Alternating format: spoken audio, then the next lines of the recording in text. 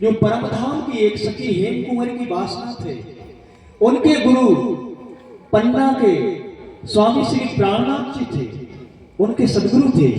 उन्होंने कहा पन्ना मध्य प्रदेश में पड़ता है, पन्ना सतना रीवा छतरपुर आपने सुना होगा, ये मध्य प्रदेश में पड़ता है, जो इस सारे विश्व का एक मध्य है। वहां पर उनके पूर्ण ब्रह्म परमात्मा स्वरूप सदगुरु प्राणनाथ जी ने कहा था, जाओ मुकुंद तुमको उत्तर भारत की जागरण करना है। तो उन्होंने लखनऊ के पास मलियाबाद में अपनी जीवित समाधि, सारे जीवन भर धर्म प्रचार किया और जीवित समाधि में बैठ गए थे कि मेरे संसार का कार्य पूर्ण हो चुका है, अब मैंने जो कुछ समझाया है मेरे शिष्य इसकी जागरण करेंगे। और इस स्थान पर जो भी कोई दैवीय शक्ति से पीड़ित आएगा, जो भी कोई दीन दुखी आएगा, उस दुखियों के दुख को मिटाने के लिए मैं अपने हृदय में कन्हैया को विराजमान किए हैं। उस कन्हैया की कृपा से उसके दुख दूर हो जाते हैं। आज भी जिनके संतान नहीं होते, जिनके बड़े बड़े मुकदमा जो नाजायज रूप में सताए गए हैं, वहां जाकर के एक पन्नी बांध दी जाती है। पन्नी बांध करके आप प्रणाम करके उनके चरणों में अर्जी लगा करके आओगे, आपका 1 साल के भीतर काम हो जाएगा। चाहे आप में संतान हो, चाहे संसार का कोई भी असमर्थ कार्य हो, 1 साल के भीतर बाद जाने पर तुम उनको चादर और प्रसाद चढ़ाओगे और वहां कुछ नहीं लगता है। प्रसाद भोग वहां चढ़ा दिया, उनके चरणों में प्रणाम कर दिया, आज भी वो कार्य होता है।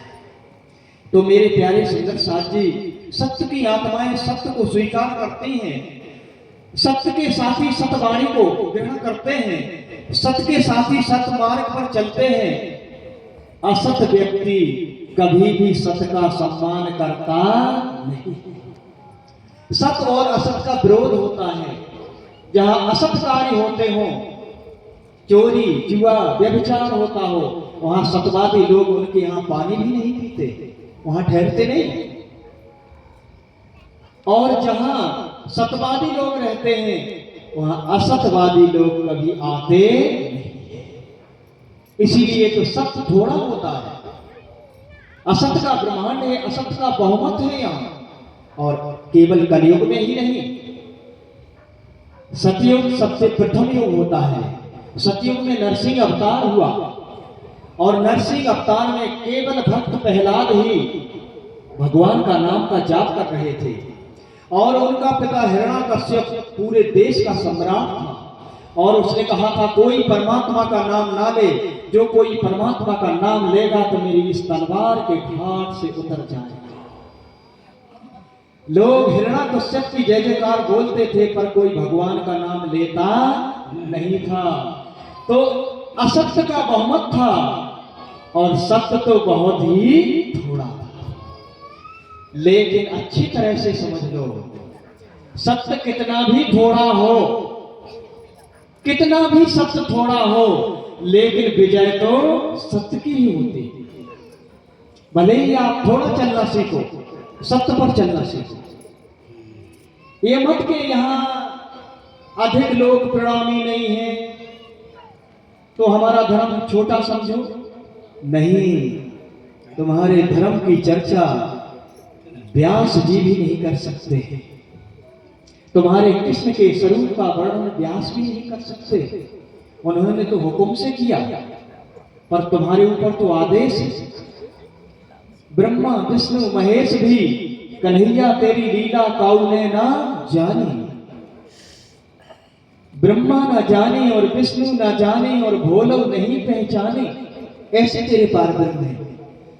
नारद ना जाने व्यासो ना जाने, ये तो गोपिन ने पहचाने।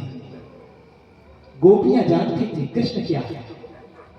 तो शेष महेश गणेश दिनेश सुरेश जाए निरंतर ध्यावे, जाए अनादि अवेद अछेद सुवेद बतावे।